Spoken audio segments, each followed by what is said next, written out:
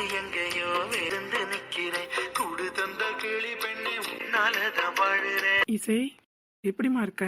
நானும் வந்ததுலேருந்து பார்க்குறேன், என்கிட்ட ஒரு வார்த்தை கூட நீ பேசவே இல்லை. நீ ஏன் என்கிட்ட வந்து பேச நானும் ரொம்ப எதிர்பார்ப்போட காத்துக்கிட்டு இருந்தேன். எங்க நீ என்னை ஒரு பொருட்டாவே நினைக்கவே இல்லை. ஏம்மா, என் மேலே உனக்கு ஏதாவது கோவமா? என்ன பேச்சே காணும், உறங்கிட்டியோ?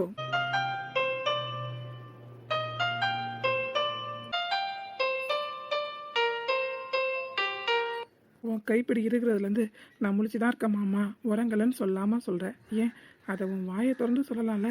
எனக்கும் ரொம்ப ஆசையாக இருக்கல உன் குரலை கேட்கணும், உன்கிட்ட பேசணுன்ட்டு.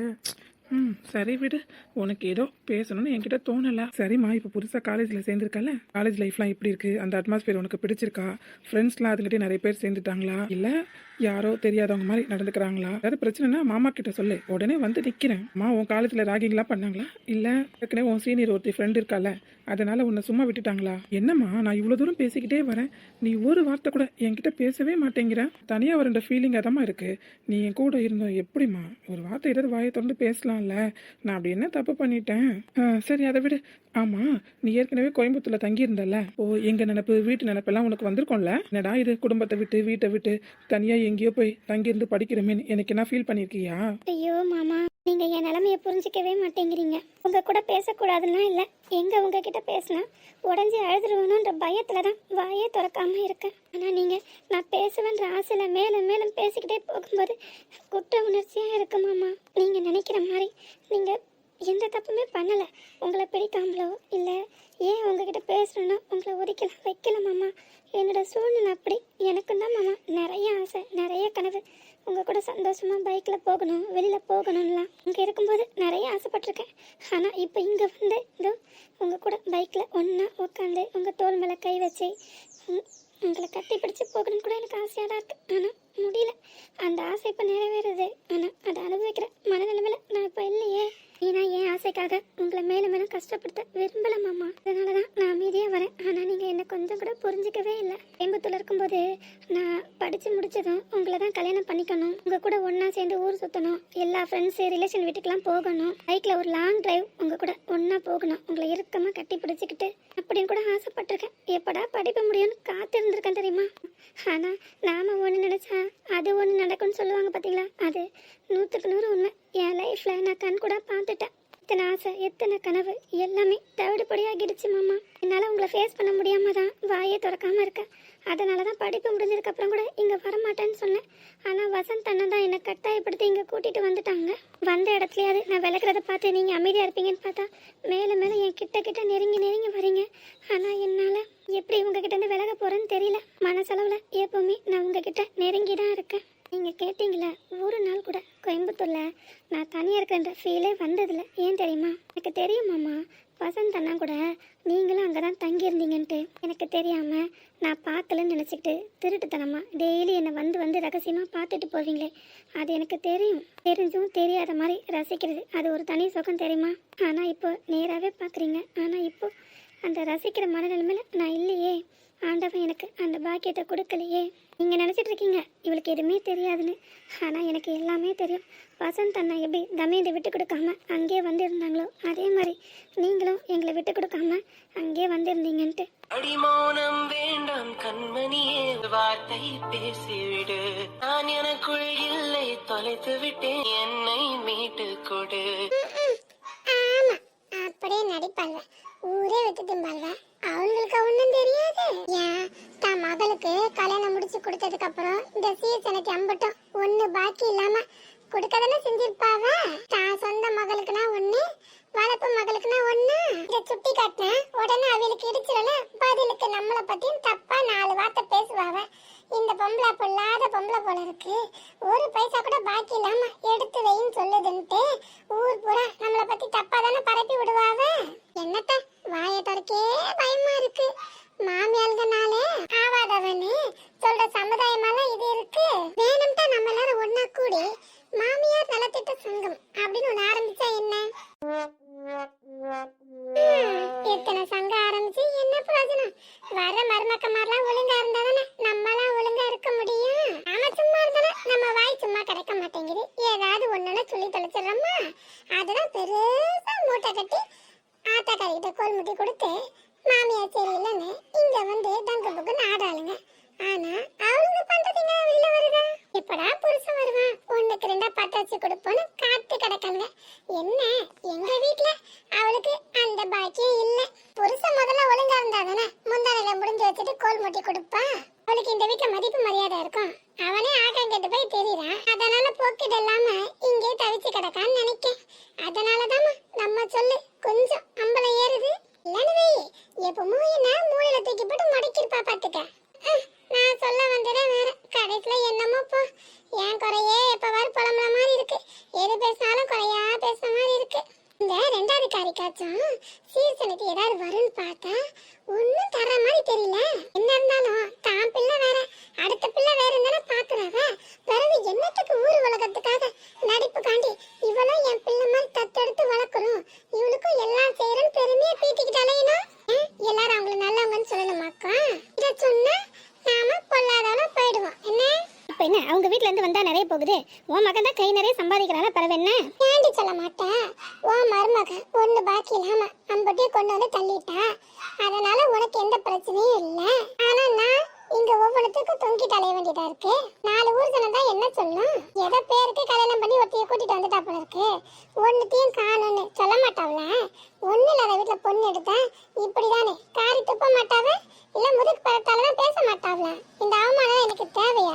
இதுக்காண்டி சொன்னா ஒன்னும் இல்ல, இது போன 4 தின்பண்டமா அவருக்கு புது துணிமணி அப்புறம் இந்த அரிசி பெட்டி அந்த மாதிரி கொஞ்சம் தானே தருவாவ. இதத்தானே சொன்னேன். இதுக்கு என்னவோ நான் வரதட்சணை கேட்டு கொடுமைப்படுத்துற மாதிரி பின்னாடி என்ன பத்தி குறை பேசுறாவட்டி. அதான் சொல்றேன், இப்ப காலமே மாறி போச்சு. நான் மருமக எடுத்து 80 காலம் ஆகி போச்சு. முந்தி மாதிரி எப்ப எல்லாம் இருக்காவ. முன்னாடி உள்ளவெல்லாம் வீட்டுல கிடப்பாங்க. இப்ப எல்லாம் படிச்சு வேலைக்கு போய் கை நிறைய சம்பாதிச்சு அந்த பணத்தை கொண்டு உன்கிட்ட தானே தராவ. ஏண்டி அம்மா நீ சொல்ல மாட்டேன்? உன் வயிற்றுச்சலு ஆட்டாமே இப்படி கொண்டு கொட்ட. இங்க எங்க என்னதான் படிச்சே கிரியல. சரி படிச்சு முடிச்சதும் அதுக்காக வாயை முடிச்சு சத்தம் கட்டாம இருக்கணுமா?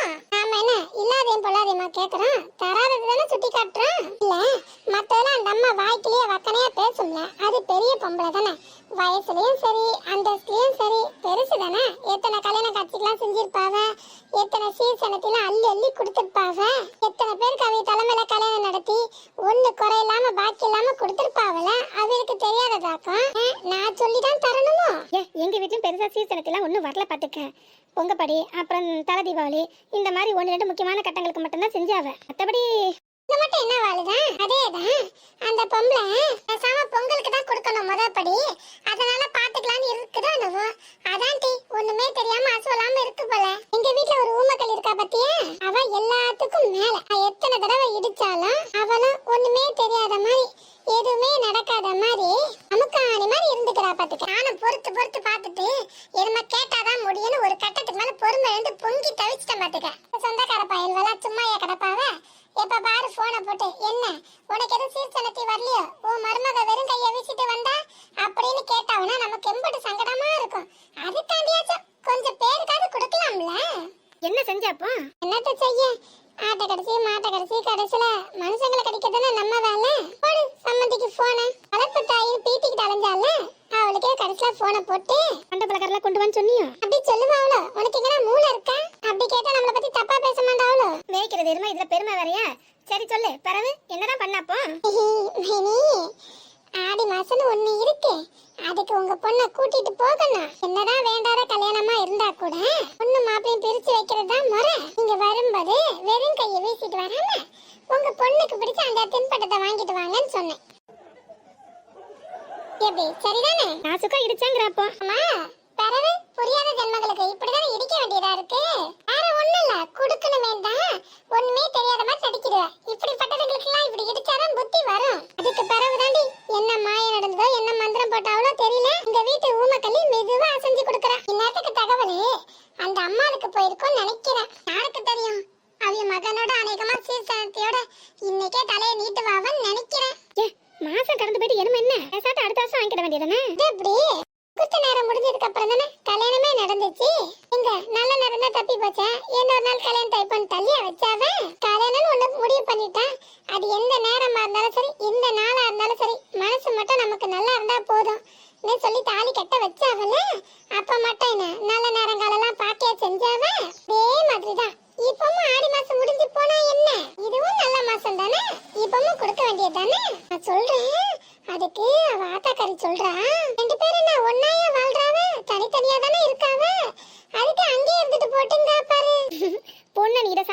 கழட்டி விட்டுருவேன்னு பயந்துருப்பாளா இருக்கும். அதே எப்படி விடுவாங்களா? பணம் காய்க்கிற மாதிரினா எம்பட்டு தூரம் உழுப்புனாலும் கொட்டுன்றப்ப நாம எப்படி விடுவோம்? அது அவளுக்கு தெரியாது. நான் ஒரு தப்பு பண்ணிட்டேன் டி. பேசாம அவ வளர்ப்பு தாய்க்கு ஃபோன் பண்றதுக்கு பதிலா அவளை ஒருத்தன் தத்து எடுத்து கல்யாணம் முடிச்சு கொடுத்தான் பாத்தியா, அவனுக்கு அடிச்சிருக்கணும். நம்ம பெருமை எப்படி காத்துல பறக்குது பாத்தியா? ஐயா வசத்து, அந்த பொம்பளை நம்மளதான் கழுவி கழுவி ஊத்துது. உங்களை யாராவது இப்ப கேட்டாங்களா? அதுக்கு இல்லையா, நீ யாரோ யாரையும் திட்டாங்க நினைச்சுக்கிட்ட கூடாது பாத்தியா, அதுக்குதான். அவங்கள பத்தி தான் நமக்கு தெரியும்ல. ஆனா எனக்கு ஒரு டவுட், நம்ம வந்ததை பார்த்துட்டு பேசுறாங்களா இல்ல பார்க்காம பேசுறாங்களா? இன்னும் பார்க்கல. பார்த்துருந்தாங்கன்னா நமக்கு கிடைக்கிற மரியாதையே வேற மாதிரி இருக்கும். அப்படிங்கிற எப்படி? இப்படி. ஐயோ, இதுங்க எப்பமா வந்து தொலைச்சிடுங்க? அசுவலாம போன மாதிரில வந்து நிக்கிடுவ. முதல்ல வந்திருக்குங்களா இல்ல இப்பதான் வந்திருக்குங்களா? நமக்கு எதுக்கு அதெல்லாம்? பிளேட்ட மாத்து, ரூட்ட திருப்பு. என்ன அநியாயம் நடக்குது டி? நாட்டுல வர வர ஒருத்தரும் சரியில்லை பாத்துக்க. மாமியார் தான் என்ன கொம்பா முளைச்சிருக்கு. யாரும் வந்துட்டாங்களோ?